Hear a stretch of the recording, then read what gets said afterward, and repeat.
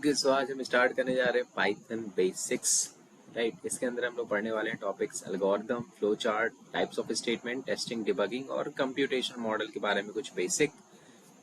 Theory कम रहेगा, MCQs ज़्यादा रहेंगे। राइट, क्योंकि ये जो लेक्चर है ये टोटली एमसीक्यू ओरिएंटेड बनाया गया है।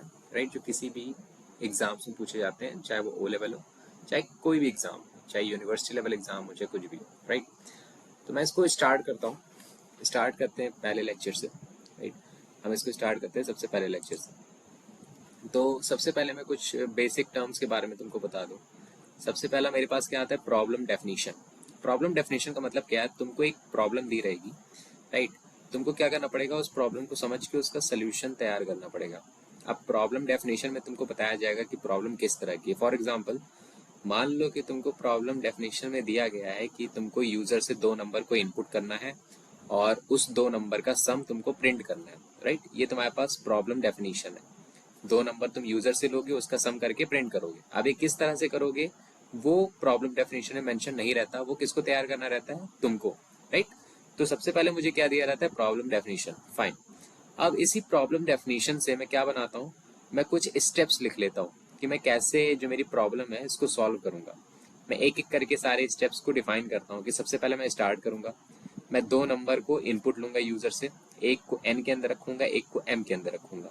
अब जो एन और एम का सम है वो मैं किसके अंदर रख दूंगा, एस के अंदर। राइट, और फिर मैं उसी एस को क्या कर दूंगा, प्रिंट कर दूंगा। मैंने यहाँ पे क्या कर दिया, स्टेप बाय स्टेप में लिख दिया है कि मैं किस तरह से दी हुई प्रॉब्लम को सॉल्व करूंगा।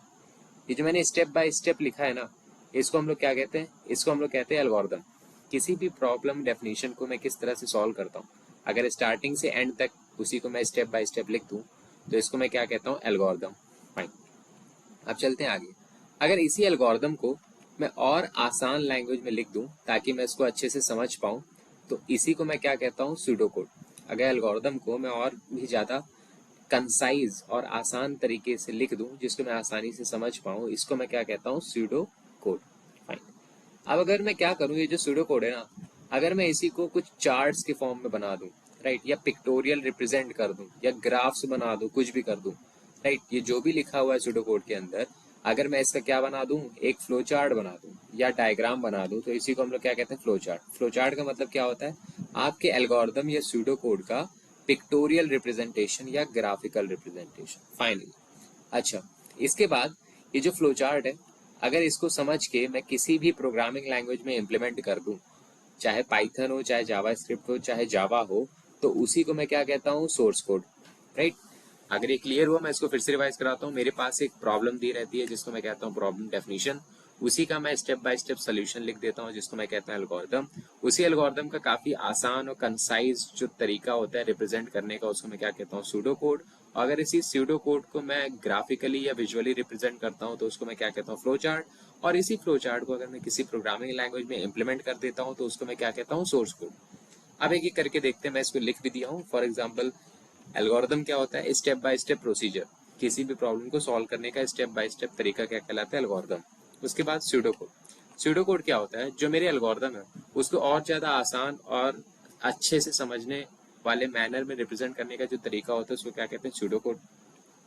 जो फ्लोचार्ट होता है, इस फ्लोचार्ट को क्या कहते हैं, पिक्टोरियल या ग्राफिकल रिप्रेजेंटेशन ऑफ एल्गोरिदम। हमारे एल्गोरिदम का पिक्टोरियल या ग्राफिकल रिप्रेजेंटेशन जो होता है उसको क्या कहते हैं, फ्लोचार्ट कहते हैं। और लास्ट में मेरे पास क्या आता है, सोर्स कोड। सोर्स कोड का मतलब क्या होता है, अपने जो भी एल्गोरिदम है या जो भी फ्लोचार्ट है उसको किस में इंप्लीमेंट करना है, किसी भी प्रोग्रामिंग लैंग्वेज में इंप्लीमेंट करना, चाहे पाइथन हो, चाहे जावा हो, चाहे जावा स्क्रिप्ट हो। आई होप ये जो कंप्यूटेशनल मॉडल है पूरा तुमको समझ में आया होगा। सबसे पहले मुझे प्रॉब्लम डेफिनेशन दी रहती है, फिर मैं उससे क्या बनाता हूँ, एल्गोरिदम। एल्गोरिदम के बाद मैं इसको किस में कन्वर्ट करता हूँ, सूडो कोड में। फिर इस सूडो कोड से मैं क्या बनाता हूँ, फ्लो चार्ट। और फाइनली फ्लो चार्ट के बाद मैं क्या करता हूँ, अपना सोर्स कोड रेडी करता हूँ। ये पूरा मेरा क्या कहलाता है, कंप्यूटेशनल मॉडल। फाइन, इसमें जितने भी टर्म्स हैं ये सब के ऊपर हम लोग एमसीक्यू करने वाले हैं। आई होप तुम्हारा सारा डाउट इन सारे टर्म्स के ऊपर क्लियर हो गया होगा। अब चलते हैं कुछ एमसीक्यूज को सॉल्व करने के ऊपर। तो सबसे पहला एमसीक्यू जो है वो तुमसे कह रहा है कि ऐसा कौन सा टूल है जिसको मैं यूज करता हूँ प्रोग्राम को डिजाइन करने के लिए। प्रोग्राम को डिजाइन करने से यहाँ मतलब है कि प्रोग्राम को मैं ग्राफिकली रिप्रेजेंट करना चाहता हूँ। तो जो भी मेरे पास प्रोग्राम है या जो भी मेरे पास एल्गोरिदम है या कुछ भी है, अगर उसको मैं ग्राफिकली रिप्रेजेंट करना चाहता हूँ तो मैं किसका यूज करता हूँ, मैं यूज करता हूँ फ्लो चार्ट का। राइट, तो इसका आंसर क्या हो जाएगा, फ्लो चार्ट। चलते हैं नेक्स्ट क्वेश्चन पे। ये क्वेश्चन आपसे पूछा गया है कि एक एक पर्शियन मैथमेटिशियन है जिनका नाम है अबू जफर मोहम्मद, राइट। बहुत बड़ा इनका नाम है, पूरा नाम इनका लिखा हुआ है। इन्होंने नीचे दिए गए 4 नाम में से किस नाम को सबसे पहले कॉइन किया था, राइट। तो अगर बात होगा पर्शियन मैथमेटिशियन की, तो इन्होंने क्या किया था, एल्गोरिदम जो आपका टर्म है, सबसे पहले इन्होंने क्या किया था, कॉइन किया था, राइट। सबसे पहले एल्गोरिदम नाम का जो टर्म है वो किसने यूज किया था, अबू जफर मोहम्मद, राइट, जो भी इनका पूरा नाम है। चलते हैं नेक्स्ट क्वेश्चन। कंप्यूटर साइंस में एल्गोरिदम का मतलब कोई ऐसा स्पेशल मेथड जो कंप्यूटर यूज करता है किसी भी प्रॉब्लम का सॉल्यूशन फाइंड करने के लिए, राइट। या इसको मैं पढ़ता हूँ, in computer science algorithm refers to a special method usable by a computer for the solution to a problem. किसी भी प्रॉब्लम का जो सॉल्यूशन है, कंप्यूटर उसको किस तरह से यूज करता है, एज एन एल्गोरिदम। ये बिल्कुल सही है। जैसे मैं जो भी कोड करता हूँ, मैं डायरेक्टली तो कोड करने नहीं लगता हूँ, सबसे पहले क्या लिखता हूँ, एल्गोरिदम। फिर उसी को सूडो कोड में कन्वर्ट करता हूँ, फ्लो चार्ट बनाता हूँ, तब जाके कोड करता हूँ। तो उसी एल्गोरिदम को मैं किस में लिख रहा हूँ, अपने कोड में लिख रहा हूँ, और फिर वही कोड रन कर रहा है मेरे कंप्यूटर में किसी भी टास्क को परफॉर्म करने के लिए। तो मान लो तुम्हारे पास कोई भी प्रॉब्लम दी गई है, तो मैं कह सकता हूँ कि इनडायरेक्टली जो मेरा कंप्यूटर है वो क्या यूज करता है, एल्गोरिदम, किसी भी प्रॉब्लम को सॉल्व करने के लिए, राइट, या सोल्यूशन टू अ प्रॉब्लम। तो ये क्या है, एकदम सही, राइट। चलते नेक्स्ट क्वेश्चन पे। ये अच्छा क्वेश्चन है, ये इंपॉर्टेंट क्वेश्चन है। ये पूछ रहा है कि आपके एल्गोरिदम की जो एफिशिएंसी होती है उसको मैं कैसे मेजर करता हूँ। देखो, एल्गोरिदम की एफिशिएंसी का मतलब आपका एल्गोरिदम कितना बेटर है, कितना अच्छा है बाकी एल्गोरिदम के मुकाबले। तो जो मेरा एल्गोरिदम है उसकी एफिशिएंसी को मैं 2 चीजों से नापता हूँ। सबसे पहला, जो मेरा मेरा एल्गोरिदम है वो रन होने में कितना टाइम ले रहा है, वो रन होने में कितना टाइम ले रहा है। दूसरा, वो कितनी मेमोरी को यूज कर रहा है, और यहाँ पे मेमोरी को हम लोग क्या कहते हैं, स्पेस। तो सही आंसर क्या होगा, टाइम एंड स्पेस। टाइम का मतलब रन होने में कितना टाइम लग रहा है, स्पेस का मतलब कितनी मेमोरी को यूज कर रहा है। चलते हैं नेक्स्ट क्वेश्चन पे। अच्छा, आई स्टेप बाय स्टेप प्रोसीजर, अभी तुमने देखा स्टेप बाय स्टेप प्रोसीजर को हम लोग क्या कहते हैं, एल्गोरिदम कहते हैं। चलते हैं नेक्स्ट क्वेश्चन पे। ग्राफिकल रिप्रेजेंटेशन ऑफ एल्गोरिदम, बिल्कुल ये भी हमको पता है, अभी हमने पढ़ा कि जो भी हमारे एल्गोरिदम का ग्राफिकल रिप्रेजेंटेशन होता है उसको हम लोग क्या कहते हैं, फ्लो चार्ट। चलते हैं नेक्स्ट क्वेश्चन पे। हाँ, ये क्वेश्चन अच्छा है। Keep the statement language dash while writing a pseudo code. जब भी आप कोई सूडो कोड लिखते हो, जब भी आप कोई एल्गोरिदम लिखते हो, तो जो आप लिख रहे हो ना, उसकी जो लैंग्वेज होनी चाहिए वो क्या होनी चाहिए, इंडिपेंडेंट। इंडिपेंडेंट का मतलब आप जिस भी लैंग्वेज में लिख रहे हो उसको मैं किसी भी प्रोग्रामिंग लैंग्वेज में इंप्लीमेंट कर पाऊँ, वो इस तरह से लिखा होना चाहिए, राइट। तो जो भी मेरे सूडो कोड की लैंग्वेज होती है, जो भी मेरे एल्गोरिदम की लैंग्वेज होती है, वो क्या होनी चाहिए, इंडिपेंडेंट। वो क्या होनी चाहिए, इंडिपेंडेंट। चलते हैं नेक्स्ट क्वेश्चन पे। Dash is use to show hierarchy in a pseudo code. अगर मैं अपने सूडो कोड में हायरार्की दिखाना चाहता हूँ, हायरार्की से मेरा मतलब है कि एक लाइन किसी ब्लॉक के अंदर है या उस ब्लॉक के बाहर है। अगर मैं इसको दिखाना चाहता हूँ, मैं किसका यूज करता हूँ, इंडेंटेशन का यूज करता हूँ। फाइन, चलते हैं नेक्स्ट क्वेश्चन। एक तुम्हारे सामने अच्छा क्वेश्चन है, तुमसे पूछ रहा है कि तुमको एक सूडो कोड दिया गया और इसका आउटपुट क्या आएगा। अब देखो, इसमें है क्या, तुमको 2 वेरिएबल दिया गया है, एक ए और एक बी। दोनों के अंदर कुछ वैल्यू है। ए के अंदर क्या है, 9, बी के अंदर है 5। पहला जो एक्सप्रेशन है इसमें क्या लिखा हुआ है, A is equal to A mod A minus 3। मैं इसको इस तरह से भी लिख सकता हूँ, मैं इसको इस तरह से भी लिख सकता हूँ। ए की वैल्यू क्या है, 9, और 9 माइनस 3 कितना हुआ, 6। तो ये क्या लिखा हुआ है, 9 मॉड 6। अभी जो मॉड है ये मुझे क्या रिटर्न करता है, रिमाइंडर। अगर मैं 9 को 6 से मॉड करूं या डिवाइड करूं तो मुझे रिमाइंडर में कितना मिलेगा, 3। और यही जो 3 है किसकी वैल्यू हो जाएगी, ए की। ए की वैल्यू क्या होगी, 3। अब चलते हैं सेकंड एक्सप्रेशन को सॉल्व करते हैं। इसको मैं इस तरह से लिख सकता हूँ, बी की वैल्यू है 5 और बी माइनस 3 मतलब 2। अगर मैं 5 को 2 से डिवाइड करूँ तो मुझे रिमाइंडर में कितना मिलेगा, 1। इसका मतलब बी की वैल्यू क्या होगी, 1। अब मैं प्रिंट किसको कर रहा हूँ, ए प्लस बी। ए की वैल्यू क्या है, 3, बी की वैल्यू क्या है, 1। तो 3 प्लस 1 कितना हुआ, 4। तो मेरा सही आंसर क्या होगा, 4। चलते next question. Algorithms can not be represented by. देखो, जब भी जो मेरा एल्गोरिदम है मैं उसको सूडो कोड में कन्वर्ट कर सकता हूँ, मैं उस एल्गोरिदम का फ्लो चार्ट बना सकता हूँ, मैं उस एल्गोरिदम को प्रोग्राम में भी कन्वर्ट कर सकता हूँ, मतलब किसी भी प्रोग्रामिंग लैंग्वेज में इंप्लीमेंट करना, जिसको मैं कहता हूँ सोर्स कोड। लेकिन जब भी बात होती है एल्गोरिदम की, तो एल्गोरिदम के अंदर हम लोग किसी भी सिंटैक्स का यूज नहीं करते, राइट। याद रखना, एल्गोरिदम के अंदर हम लोग किसी भी सिंटैक्स का यूज नहीं करते। चलते नेक्स्ट क्वेश्चन पे। What will be the output of the following pseudo code. ये तुम्हारे सामने एक सूडो कोड दिया हुआ है और कह रहा है कि ये जो ए और बी के बीच में जो सिंबल यूज हुआ है ना, ये वाला सिंबल, इसका मतलब क्या है, जॉर ऑपरेशन। इसका मतलब क्या है, जॉर ऑपरेशन। देखो, इस तरह के क्वेश्चन को सॉल्व करने से पहले तुमको दिए गए नंबर का क्या निकालना पड़ता है, बाइनरी। जैसे मान लो सबसे पहला मेरा नंबर है 4।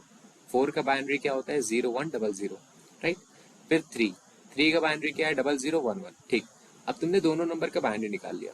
अब ये जो जॉर ऑपरेशन है किस तरह से काम करता है, देखो जॉर का एक रूल है, ये क्या करता है मुझे 1 रिटर्न करता है जब भी मेरे बिट्स क्या हो अलग अलग, मतलब कि अल्टरनेटिव।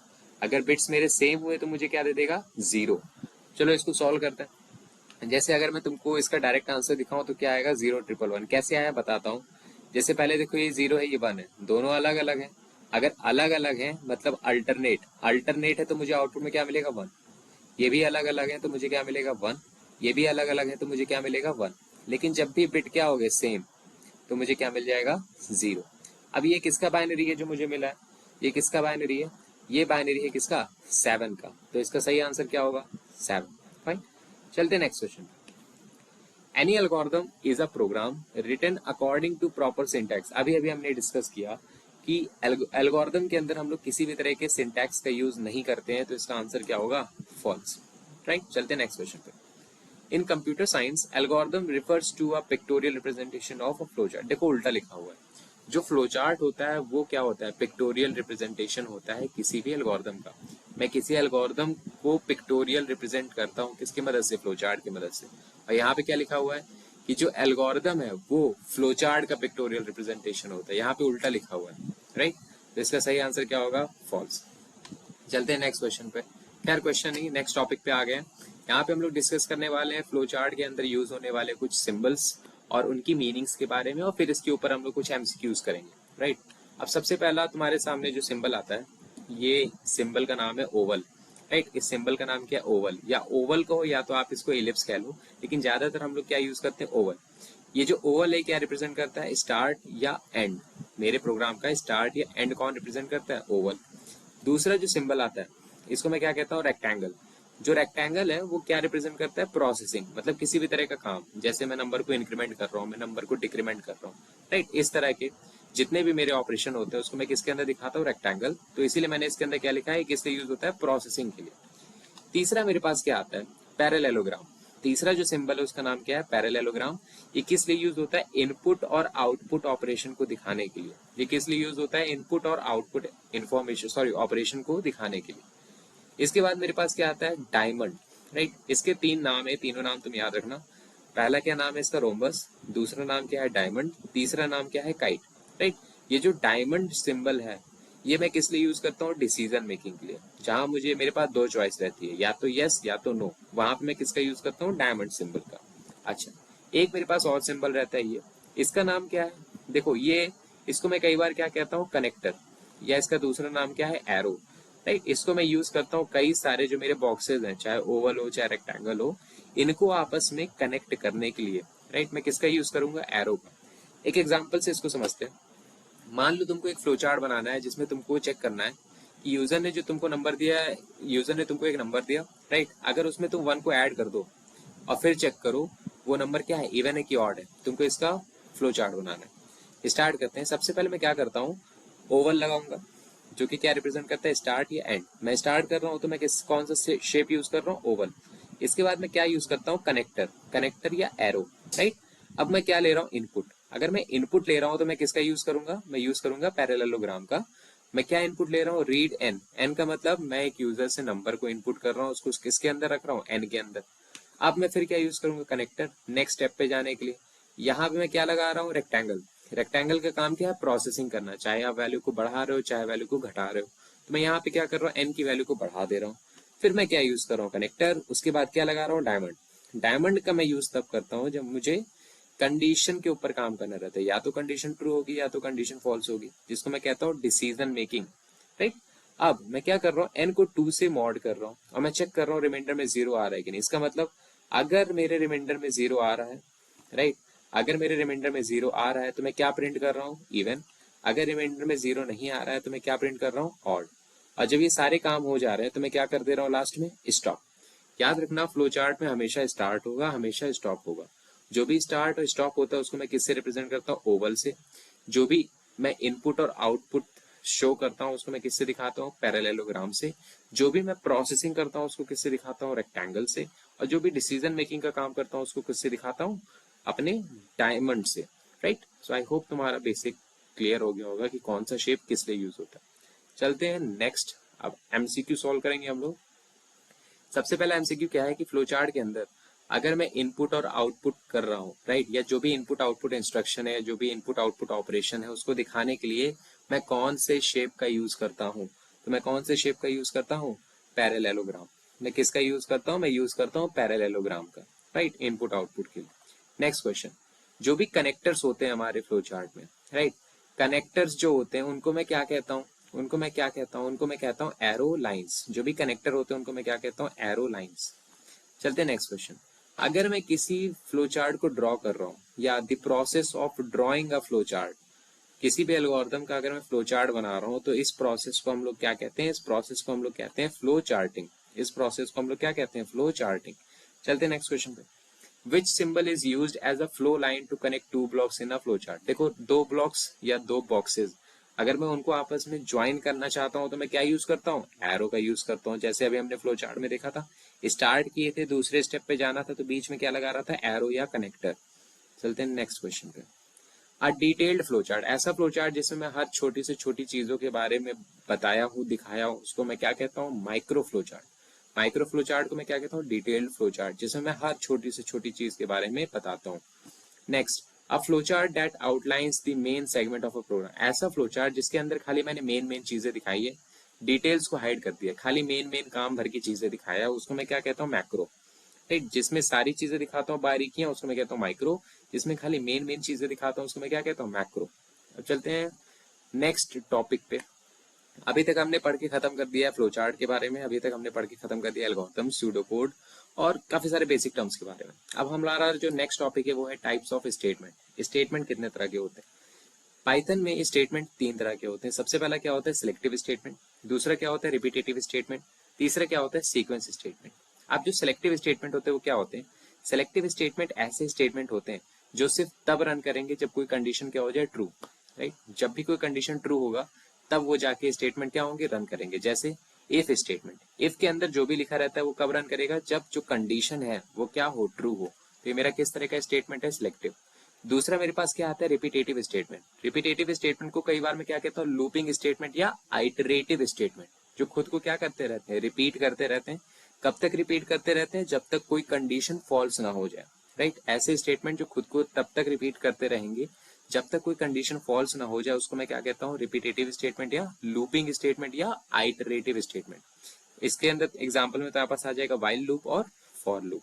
राइट, अब उसके बाद मेरे पास क्या आता है? Sequence statement. सीक्वेंस स्टेटमेंट का मतलब जो एक के बाद एक एग्जीक्यूट हो लाइन बाय लाइन, उसको मैं क्या कहता हूँ? Sequence statement. तो मेरे पास कितने तरह के स्टेटमेंट होते हैं? तीन, सेलेक्टिव, रिपीटेटिव और सीक्वेंस। चलते हैं अब कुछ एमसीक्यू सॉल्व करते हैं।